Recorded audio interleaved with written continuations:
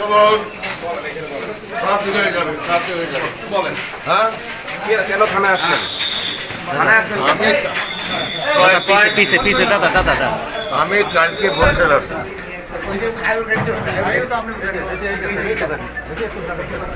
সকালে কি হয়েছিল লিডার? বলছি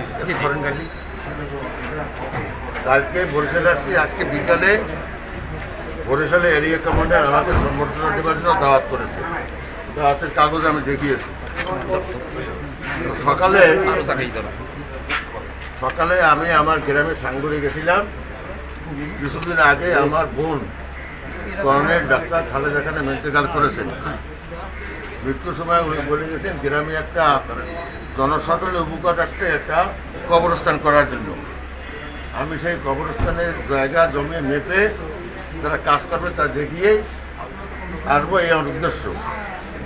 জালুকাঠি বেরোয় উত্তরবঙ্গে আসার সময় 50-60টা লোক কাটা বন্দুক, রাইফেল, পিস্তল, রামদা, দাও, লাঠি ছোটা নিয়ে আমাকে অতর্কিত হামলা করে। আমার গাড়ি ভেঙে চলে পড়ে। গাড়ির স্পিনটা রেগে আমরা রক্তাক্ত হই। আমার ড্রাইভার আহত হয়, আমার ক্লার্ক ছিল হাইকোর্টের, সেও আহত হয়। তো আমি ওইখান থেকে ঘুরে থানায় আসলাম।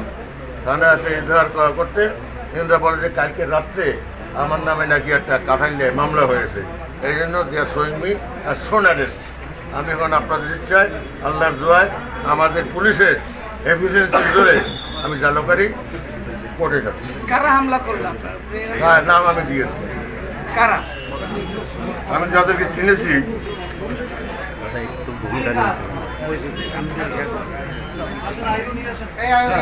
আপনি দীর্ঘদিন বিএনপির সাথে জড়িত ছিলেন, নাম করে বলতে হবে, অত অস্থির হইেন না। দীর্ঘদিন বিএনপির সাথে জড়িত ছিলেন। আরে বাবু, ওগুলো বাদ দেন। আচ্ছা, is nothing to do with politics.